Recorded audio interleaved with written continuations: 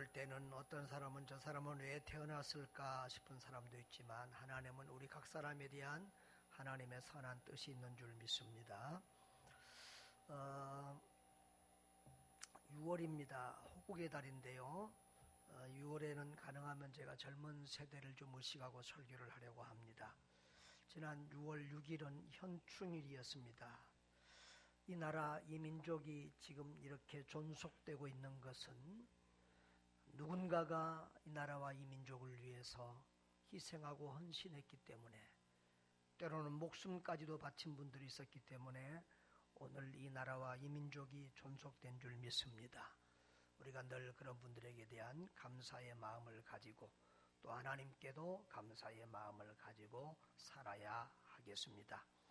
그런데 이런 데에 이렇게 우리 정치권을 보면 속이 터집니다. 국민을 위한 정치를 하는지 당을 위한 정치를 하는 것인지 답답합니다. 국회가 열리지도 못하고 싸움만 일삼고 있습니다. 또 이런 때에 한기총을 대표한다는 한 목사님이 개인적인 사견을 가지고 대통령이 하야 된다라고는 시국선언을 내서 나라를 시끄럽게 하고 있습니다. 그것은 목회자가 할 발언은 아니지요.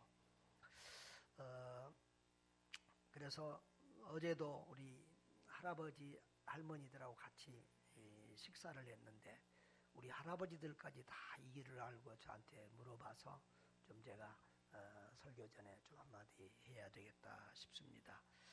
이 한기총과 정광훈 목사님에 대해서 제가 잠깐 언급을 하자면요. 한기총은 한국기독교총회의 약자입니다. 이게 10년 전에는 한기총이 한국기독교를 대표하는 연합회였습니다. 그런데 하도 타락하고 금권선거다 권력투쟁이 심해가지고 이 건전한 교단들과 큰 교단들이 다 빠져나왔어요. 그래서 지금은 한기총에 남아있는 큰 교단은 순복음교단 하나고요. 다른 교단들은 다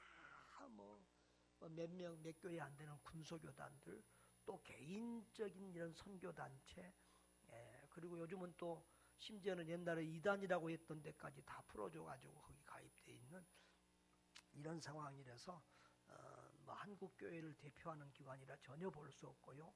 차라리 해체되었으면 좋을 그런 기관으로 지금 인식이 되고 있습니다. 저희 교단도 오래전에 탈퇴를 했고요. 합신이나 합동이나 다들 이런 건전한 교단, 각 신학교를 가지고 있는 교단들은 지금 한국교회총연합회, 한교총에 소속이 되어 있고 저희 교단도 그렇습니다. 그리고 이 전광훈 목사님은 원래 좀 정치적인 목사님인데 기독교를 정치 세력화하려고 해서 기독당, 전에 우리 대선할 때 기독당도 있고 그랬잖아요. 이 기독당 이렇게 창당하신 분이고요. 또 평소에도 아주 말을 거칠게 하고 이래서 이런 인터넷이나 이런 데도 참 부끄러운 이런 얘기들이 많이 떠오르는 그런 목사님입니다. 그리고 이번에 발표한 것도 한기총에서 임원회를 하고 공적으로 발표한 것이 아니라 개인의 블로그에다가 개인이 이렇게 발표한 것이고, 또 개인이 또 일일 단식 또 하고 그런다고 그러는데 너무 그것을 크게 이렇게 부각 안 했으면 좋겠고요. 주변의 불신자들이나 믿음이 약한 분들에게도 오해가 없도록 잘 설명을 해주시면 좋겠습니다. 오늘 저희는 하나님이 보내셨습니다라는 제하의 말씀을 듣기를 원하는데요. 제가 브라질에 가서 한 한인교회 정원명 선교사님이 옛날에 개척했던 한인교회에서 주일 낮에 이 설교를 했는데 성도들과 장로님들이 은혜를 많이 받았다고 그러면서 장로님들이 아주 브라질에서 최고의 좋은 음식으로 이틀 동안이나 저를 대접해서 잘 대접받은 그런 기억이 있습니다. 물론 우리 교회에서는 이제 다른 말씀으로 또 다시 준비해서 여러분들에게 증거합니다마는 저와 여러분에게 큰 은혜가 있기를 바랍니다. 여러분, 우리는 때로 생의 근본적인 문제들을 가지고 스스로에게 질문하곤 합니다. 아마 여러분들도 그런 기억들이 있을 것입니다. 나는 어디에서 와서 어디로 가는 것일까? 나는 왜 이 세상에 태어났을까? 왜 이 땅의 수많은 나라들 중에서 한국 땅에 태어났었고 한민족으로 태어났을까? 아마 우리 저 외국에서 온, 우즈벡에서 온 우리 디아스포라 고려인 친구들은 이런 생각을 더 많이 했을지 모릅니다. 나는 왜 코리안인데 우즈벡에서 러시아에서 태어났을까? 이런 생각을 하게 됩니다. 저는 예수 믿기 전에는 이런 질문을 하면서 굉장히 부정적이고 불만이었습니다. 저희 세대는 베이비붐 세대라고 그러는데요. 6.25 전쟁 이후에 1955년부터 1963년도까지 그 정도 때까지 아주 자녀들을 많이 낳았습니다. 그래서 지금 우리 교단도 우리 나이 때 비슷한 사람들이 다 은퇴해버리면 교단의 목회자가 지금 부족할 정도여서 지금 상당히 심각하다는 이런 얘기까지도 있는데요. 정말 그때 우리는 정말 가난했습니다. 요즘 우리 청년들 다음 세대가 보면 이해를 못할 정도로 그때 우리는 미국에서 보낸 깡냉이 이 가루를 배급받고 그렇게 살았었습니다. 나는 그때 왜 나는 이렇게 가난하고 못 사는 나라에서 이 힘없는 작은 나라에서 태어났을까? 그것도 시골 섬 중에서 섬 그런 꼴짜기에 태어났고 왜 이런 부모를 만났고 왜 이런 가정에서 태어났을까? 여러 가지 불만들이 참 많았습니다. 그런데 예수님을 만나고 나니까 그 모든 부정적인 생각들이 긍정적인 생각으로 바뀌고 감사로 바뀌게 되었습니다. 그 모든 것 하나하나에 하나님의 뜻이 있고 내가 해야 될 하나님의 사명이 있다는 것을 깨닫게 되었습니다. 그래서 날마다 가슴 뛰는 행복한 삶을 살게 되었습니다. 저와 여러분 모두에게 그런 은혜가 있기를 바랍니다. 자신의 탄생과 삶에 대해서 사람들은 몇 가지 부류가 있습니다. 어떤 사람은 아예 그런데 관심 자체가 없습니다. 어떤 사람은 그냥 우연히 태어났겠지 생각을 합니다. 그러나 어떤 사람들은 나는 하나님이 보냈어. 우연히 태어난 것이 아닐 거야. 하나님이 나를 이 땅에 보내신 거야. 그런 생각을 하는 사람들이 있습니다. 저는 부족하지만 감사하게도 초등학교 때부터 하나님이 나를 이 세상에 보냈다라는 생각이 있었습니다. 그렇기 때문에 하나님을 찾을 수 있었고 만날 수 있었고 내 사명을 발견할 수 있었습니다. 여러분, 우리가 왜 태어난지를 모르면 그런 사람들은 일반 세속적인 삶을 살 수밖에 없습니다. 잘 먹고 잘 사는 것이 삶의 목적이 되어버리고 그냥 생각 없이 살다가 이 세상을 한 번밖에 없는 이 세상을 그럭저럭 살다가 가버리고 맙니다. 그러나 하나님이 나를 이 세상에 보냈다고 생각하는 사람들은 거기서 삶의 의미를 찾고 가치를 찾고 삶의 목적을 발견하고 의미 있고 행복한 삶을 살아가게 됩니다. 하나님이 원하시는 특별한 삶을 살 수가 있습니다. 제가 가끔 말하죠. 사람은 3번 태어나야 된다. 첫 번째는 누구나 다 태어나는 것입니다. 뭐지요? 육으로 태어나는 삶입니다. 그런데 두 번째로는 거듭남입니다. 예수 믿고 거듭난 사람. 그것은 그리스도인들만 태어나는 삶입니다. 여러분 거듭나셨지요? 2번 태어나셨지요? 그런데 거기서 또 한 번 사명인으로 태어나야 됩니다. 하나님이 왜 나를 이 땅에 보냈는가?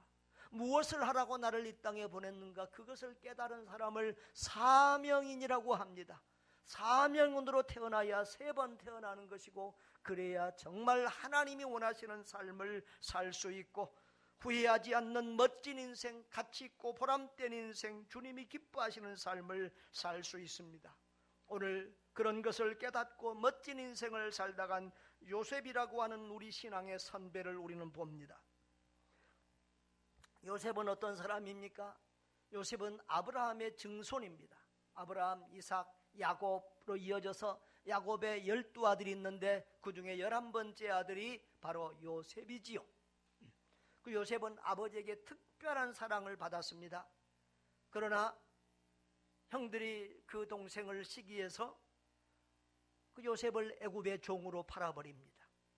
어린 소년 시절에 중고등학교 다닐 만한 그런 어린 소년 시절에 애굽으로 팔려와서 종살이를 하게 되고 또 억울한 누명까지 쓰고 감옥에까지 가게 되고, 그러나 하나님의 특별한 은혜와 섭리로 그가 애굽의 총리가 됩니다. 그래서 애굽을 살리고 이스라엘을 살리는 사람이 되는데요, 하나님께서 그 애굽에 7년 동안 풍년을 내리고 7년 동안 흉년을 내리는데 그것을 하나님이 요셉을 통해서 그것을 알게 하시고 깨닫게 하셨습니다. 그래서 요셉이 왕 앞에 가서 이 7년 풍년 때에 이 창고를 많이 지어서 이 곡식을 저장했다가 7년 흉년 때에 그것을 풀어서 사람을 살려야 됩니다, 이런 제안을 했을 때 왕이 바로 너가 그 일을 맡아라. 그리고 나는 너보다 높은 것은 왕의 자리뿐이고 너가 모든 실권을 쥐고 이 일들을 다 하라고 해서 요셉은 애굽의 총리가 되었습니다. 그런데 이제 흉년이 들기 시작하니까 2년째 흉년이 시니까 그 애굽만 아니라 그 중동 가나안 땅에도 흉년이 오니까 먹고 살 것이 없으니까 야곱이 아들들을 저 애굽 땅에 보내서 그 애굽에는 곡식이 많다는데 곡식을 사오라고 합니다. 그 형들이 요셉이 꿈꿨던 대로 요셉 앞에 와서 무릎을 꿇고 절하면서 식량을 달라고 합니다. 처음에는 요셉이 자기를 밝히지 않다가 이제 나중에 그 형들이 변화되고 회개하고 옛날에 그 악한 형들이 아니라 동생을 팔아먹은 것을 회개하고 아버지의 가슴을 찢은 것을 회개하고 새 사람이 되었다는 것을 알고 그들 앞에 자신을 밝히고 대성통곡하고 눈물을 흘립니다. 그리고 이제 형들 앞에 자기를 밝히니까 형들이 놀라서 어쩔 줄을 모르는 그 상황에서 형님들 가까이 오십시오. 나는 당신들이 애굽에 판 그 동생 요셉입니다. 그러나 당신들이 나를 팔았다고 걱정하지 마세요. 실상은 하나님이 나를 애굽으로 보낸 것입니다. 애국의 사람들을 이 기근에서 살리기 위해서, 그리고 저 야곱의 후손들을 살려서 하나님의 구원 역사를 이루기 위해서 하나님이 나를 이곳으로 먼저 보내신 것입니다 라고 말하는 장면이 오늘의 내용입니다. 여러분, 요셉은 오늘 자기가 애굽으로 오게 된 일을 누가 한 일이라고 해석을 했습니까? 두 가지로, 요셉은 두 가지로 해석을 하고 있습니다. 첫째로는 이성적인 육적인 해석입니다. 자, 45장 4절 5절 한번 보겠습니다. 왜 영상 올려버렸나? 5절 봐야 되는데 영상실. 자, 45장 4절 5절. 자, 다 같이 읽습니다. 시작. 요셉이 형들에게 이르되 내게로 가까이 오소서. 그들이 가까이 오니 이르되 나는 당신들의 아우 요셉이니 당신들이 애굽의 판자라. 또 5절에도 당신들이 나를 이곳에 팔았다고 해서, 자, 두 번이나 요셉은 어떤 사람이라고요? 형들에 의해서 애굽으로 팔려온 사람이다. 육적인 해석입니다. 표면적인 해석입니다. 이성적인 눈으로, 표면적인 눈으로 보면 형들이 요셉을 애굽에 판 것이 맞습니다. 그런데 또 하나의 다른 해석이 있습니다. 영적인 해석입니다. 내면적인 해석입니다. 5절을 보면, 5절 후반부에 보면은, 5절 후반부에 보면 하나님이 생명을 구원하시려고 나를 당신들보다 먼저 보내셨습니다. 육적인 눈으로 보면은 당신들이 나를 팔았지만, 영적인 눈으로 하나님과의 관점에서 보면 누가? 하나님이 나를 당신들보다 먼저 보내셨습니다. 그 다음에 7절도 봅니다. 하나님이 큰 구원으로 당신들의 생명을 보존하고 당신들의 후손을 세상에 들여주시고 나를 당신들보다 먼저 보내셨습니다. 8절에도 뭐라고 그랬습니다? 나를 이리로 보낸 이는 당신들이 아니요 하나님이시라. 그러면서 육적인 해석보다 무슨 해석을 더 중요하게 여기고 있어요? 영적인 해석을 더 위에 두고 있습니다. 이 영적인 해석을 뭐라고 합니까? 하나님의 관점이라고 그러죠. 다시 말하면 요셉은 하나님의 관점에서 하나님의 눈으로 이 사건을 바라보고 재해석한 것입니다. 그래서 하나님이 자신을 애굽으로 보냈다고 확신하고 있는 것입니다. 여러분, 그렇게 하나님이 나를 보냈다라고 생각할 때, 그렇게 말할 때 여러 가지 귀한 열매가 나타납니다. 그러니까 해석을 어떻게 하느냐에 따라서 그 삶이 달라지는 거예요. 그렇게 해석을 하니까 오늘 뭐예요? 형들도 용서할 수 있는 거예요. 응? 나를 팔았다고 해서 근심하지 마세요. 오히려 그렇게 위로해주고 있고요. 창세기 50장 20절에 보면은 당신들을 나를 헤아려 하셨으나 하나님은 그것을 손으로 바꿔서 오늘과 같이 많은 생명을 구원하게 하셨나니 21절 50장 21절에 영상실, 당신들은 두려워하지 마소서, 내가 당신들과 당신들의 자녀를 기르리이다 하고 그들을 간곡한 말로 위로하였더라. 아멘. 오히려 그들을 간곡한 말로 위로했더라. 용서할 뿐만 아니라 그들을 위로하는 이런 너그러운 사랑의 사람, 예수님 닮은 사람이 되는 것을 볼 수 있습니다. 여러분, 하늘에 참새 한 마리가 떨어지는 것도 하나님의 뜻이 없으면 안 됩니다. 왜 많은 나라 중에서 이 나라에 태어나게 했을까? 왜 많은 민족 중에서 이 한 민족으로 태어나게 했을까? 왜 많은 가정 중에서 이 가정에 태어나게 했을까? 왜 많은 교회 중에서 이 교회로 보냈을까? 이런 모든 것에는 하나님의 뜻이 있는 줄 믿습니다. 여러분, 어떤 일이든지 하나님이 하신 일이다 생각하면 문제의 답이 나오고 문제가 해결되는 것을 저는 수없이 체험을 했습니다. 여러분, 사건보다 더 중요한 것은 그 사건에 대한 해석입니다. 문제보다 더 중요한 것은 그 문제에 대한 해석입니다.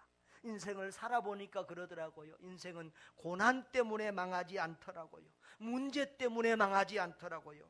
그 고난, 그 문제를 어떻게 해석하느냐에 따라서 인생이 살기도 하고 죽기도 하고 성공하기도 하고 실패하기도 하더라고요.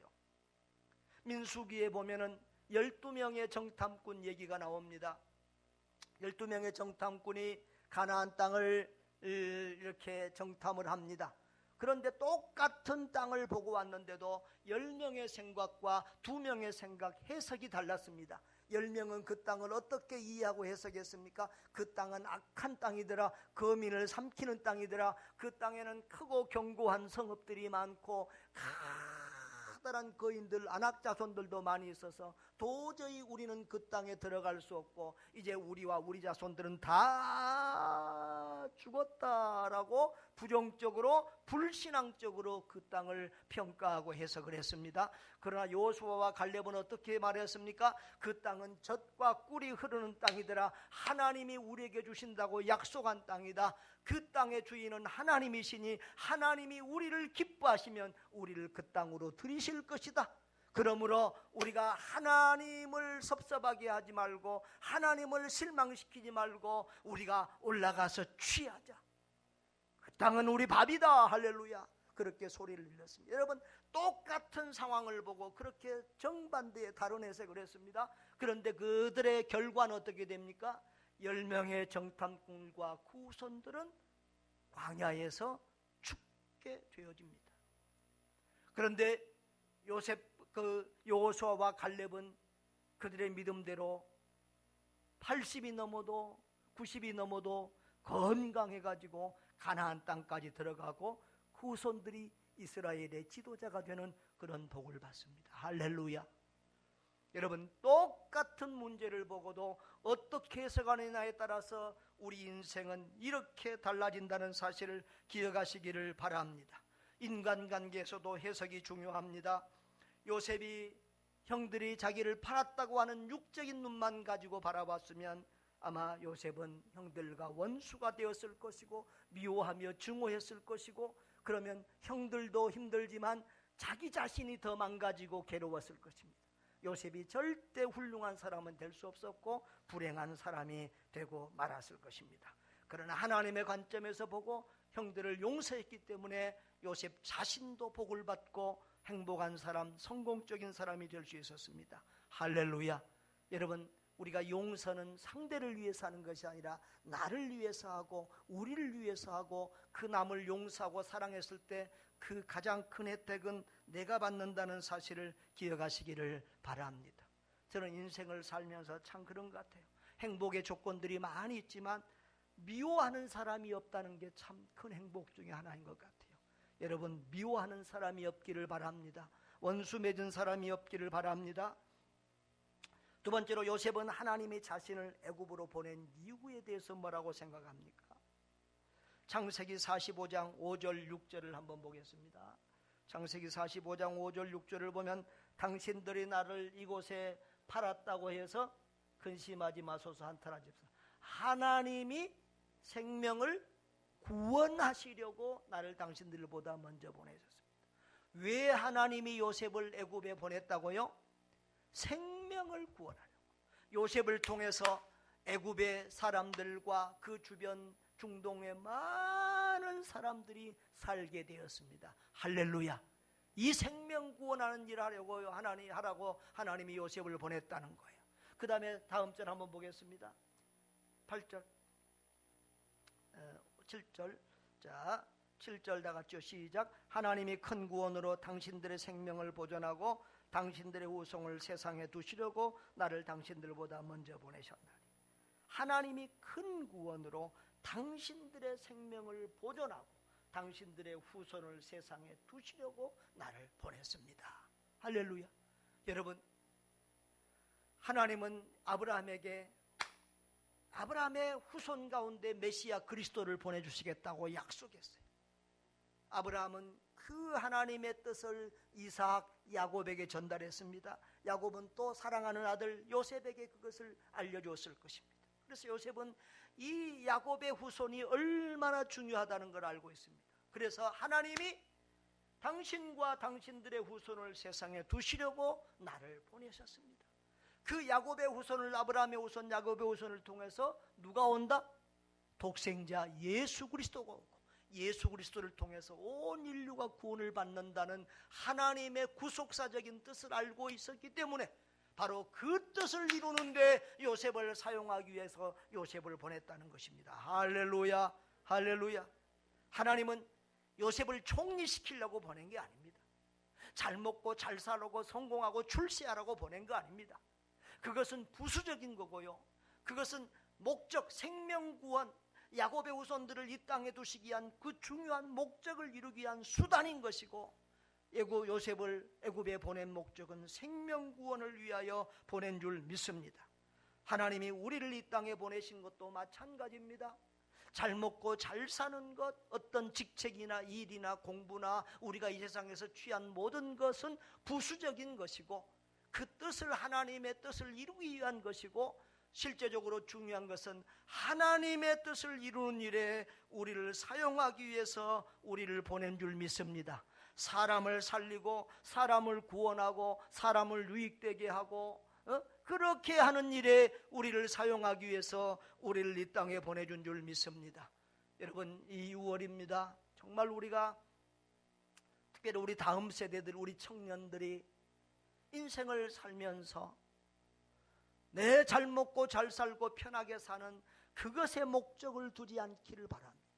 적어도 나라와 민족과 인류를 위해서 유익된 사람, 꼭 필요한 사람이 되겠다고 하는 그런 꿈과 비전을 가지시기를 바랍니다. 하나님은 우리를 사람을 살리는 일에 쓰기를 원하십니다.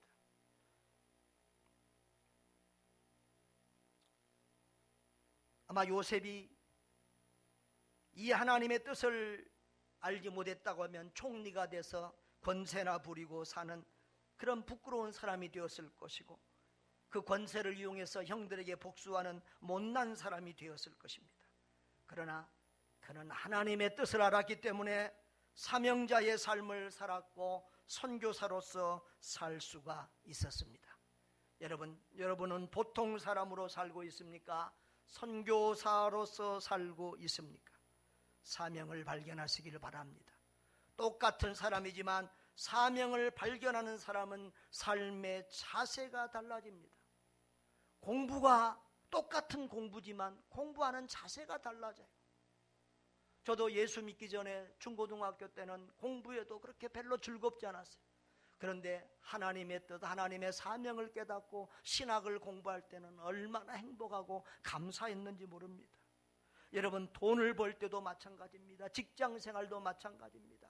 그냥 뜻을 모르고 사명을 모르고 하면 그 직장 생활이 그냥 시계추같이 왔다 갔다 하는 반복적인 생활이요, 의미 없는 생활이 되지만, 사명을 깨닫고 직장 생활을 하면 그 직장 생활에 감사하고 기쁘고 즐거울 줄 믿습니다. 돈을 버는 것도 마찬가지입니다. 그냥 먹기 위해서 돈을 벌면 에이라 이놈의 뭐 그런 생각을 하면서 살지만, 그것이 생명을 구원하고 영혼을 구원하고 선교하는 일에, 하나님의 선한 일에 쓰인다고 생각을 할 때는 기쁨으로 즐거움으로 우리가 돈 버는 그런 삶도 달라질 줄 믿습니다. 사랑하는 여러분,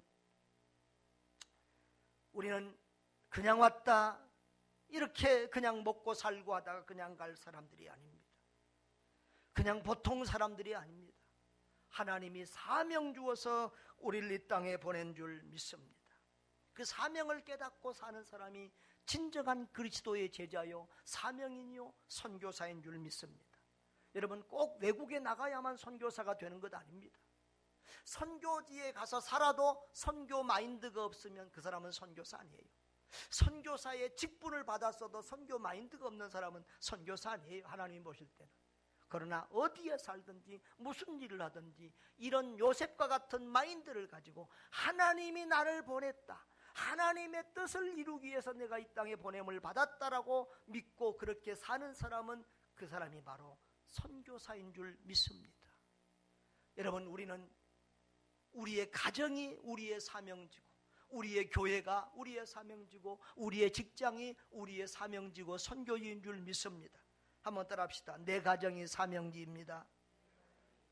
내 직장이 선교지입니다. 그런 사명을 깨닫고 사는 은혜가 있기를 바랍니다. 마지막입니다. 하나님이, 요셉은 하나님이 보낸 것을 알고 사명인으로 살았는데, 그렇게 사명인으로 살 때 하나님은 그 사람을 어떻게 하시느냐는 거예요. 여러분, 그렇게 하나님의 사명을 깨닫고 믿음으로 살 때, 저는 이 본문을 보면서 이런 질문을 할 때가 있습니다. 요셉이 처음부터 형들이 자기를 팔았을 때부터, 아, 하나님이 나를 쓰시려고 이렇게 형들이 나를 팔았구나, 할렐루야, 이렇게 깨달았을까요? 아니면은 시간이 한참 지나고 보니까, 아하, 하나님이 나를 이렇게 쓰시려고 보내시구나, 이걸 깨달았을까요? 전자일까요? 후자일까요? 예, 후자일 가능성이 99%입니다. 그러면 요셉이 아름다운 것은 뭐지요? 하나님의 뜻을 깨닫지 못했지만 하나님의 뜻을 아직 믿음은요, 믿음은 미래를 보는 거예요. 미래. 천국 지금 안 갔잖아요, 여러분. 근데 천국 있다는 미래를 확신하고 가는 거예요. 믿음은 미래를 보고 가는 거예요. 지금은 하나님의 뜻을 확실하게 알지 못하지만 하나님의 무슨 뜻이 있다, 하나님은 반드시 합력하여 선을 이루실 것이다, 내가 믿는 내 하나님은 살아계신다. 그렇게 요셉은 낙심하지 않고 하나님을 붙들고 언제든지 자기 삶에 정직하고 신실하고 충성되었습니다. 그렇게 살았더니 하나님의 때에 하나님께서 그 하나님의 뜻을 보여주시고 알려주신 것입니다. 할렐루야. 저도 어려울 때마다 로마서 8장 28절을 붙들고, 나는 지금 하나님의 뜻이 무엇인지 알 수 없지만 하나님은 반드시 합력하여 선을 이룰 줄 믿습니다. 할렐루야. 그 믿음을 가지고 삽니다. 요셉을 보십시오. 50장 21절을 보면, 창세기 50장 20절을 보면요, 20절. 자, 시작. 당신들은 나를 헤아려 하였으나 하나님은 그것을 선으로 바꾸사 오늘과 같이 많은 백성의 생명을 구원하게 하시라 하셨나니. 아멘. 하나님은 악을 선으로 바꾸시는 분이에요. 고난을 축복으로 바꾸시는 분이세요. 아멘. 하나님은 모든 것을 합력하여 선을 이루시는 분인 줄 믿습니다. 믿음을 가지고 하나님을 붙들고 살면, 믿음을 가지고 하나님과 동행하여 살면 하나님이 우리에게 다가온 모든 불행과 악함과 고통과 질병과 그 모든 것까지라도 합력해서 선이 되게 하시고 복이 되게 하실 줄 믿습니다. 하나님은 그렇게 해주세요. 하나님은 그 요셉에게 어땠어요? 하나님이 주신 그 뜻 사명을 깨닫고 생명을 구원하는 일을 하고자 할 때 그 사명을 감당할 직책, 총리 직책도 주시고 권세도 주시고 물질도 주신 줄 믿습니다. 그리고 요셉은 용서와 사랑의 사람이 되지요. 그리고 요셉은 그 생명구원의 가치관을 가지고 구일에 충성하는 사명자의 삶을 삽니다. 여러분, 저는 요셉을 늘 선교사라고 생각을 하는데요, 왜 요셉이 선교사일까요? 여러분에게 제가 질문을 하겠습니다. 요셉은 가나안 땅, 저 이스라엘 사람일까요? 아니면 애굽 사람일까요? 자, 요셉은 한 중학교 정도, 요즘 말로 하면 한 중학생 정도의 나이 때까지 가나안 땅, 이스라엘 땅에 살았습니다. 그리고 이제 애굽으로 갔어요. 그리고 애굽에서 평생을 살았는데 창세기 마지막 절을 보면 요셉이 110세에 죽었다고 되어 있어요. 그러면은 지금 20년도 가나안 땅에서는 못 살고 90년 이상을 어디서 살았다는 얘기예요? 애굽에서 살았어요. 그리고 애굽에서 무슨 일 했어요? 총리, 애굽 전국을 다스리는 사람을 했는데, 그것도 짧은, 요즘처럼 뭐 2, 3년 하는 총리가 아니에요. 적어 최하 14년을 했어. 7년 풍년, 7년 흉년이 왔으니까. 그러니까 장기적으로 나라를 다스리는 그런 애굽의 총리를 했습니다. 그렇으면 요셉은 가나안 사람이에요? 애굽 사람이에요? 가나안 사람, 이스라엘 사람일까요? 애굽 사람일까요? 예? 어제 둘이 말이 안 맞습니다, 부부간에. 예. 그가 어떤 사람인 것을 보면, 그가 할 때 보통 그 사람이 어떤 사람인가 보면 그 사람이 죽을 때 뭔 말 하는가 보면 알아. 어이, 뭐 돈 어디 뭐 재산이 어디 있다 이렇게 하고 간 사람은 그 사람의 생각은 돈이 최고라고 생각한 사람이야. 죽을 때 예수 잘 믿어라 한 사람은 그 사람은 예수가 최고인 사람이야. 자, 요셉이 죽을 때 뭐라고 했나 보십시오. 24절 25절 한번 보겠습니다. 50장 창세기 50장 24절 25절 시작. 요셉이 그의 형제들에게 이르되 나는 죽을 것이나 하나님이 당신들을 돌보시고 당신들을 이 땅에서 인도하여 내사 아브라함과 이삭과 야곱에게 맹세한 땅에 이르게 하시리라 하고, 요셉이 또 이스라엘 자손에게 맹세시켜 이르기를 하나님이 반드시 당신들을 돌보시리니 당신들은 여기서 내 해골을 메고 올라가겠다 하라. 요셉이 애굽에 살았지만 요셉은 하나님의 뜻을 분명히 알고 있었어요. 언젠가는 하나님이 반드시 이스라엘 백성을 다시 하나님께서 아브라함, 이삭, 야곱 우리 조상들에게 약속하셨던 그 가나안 땅으로 불러들이신다. 하나님이 이끌고 가신다. 어떤 방법을 통해서든지. 아멘. 그러면 그때는 내 해골을 메고 가서 어디에다 묻어라? 가나안 땅에 묻어라. 내 조국의 내 고향 땅에 묻어다오. 할렐루야. 그러니까 요셉은 평생 애굽에 살고 애굽의 총리로 살았지만 어느 나라 사람이에요? 이스라엘 사람, 가나안 사람이었다 이거예요.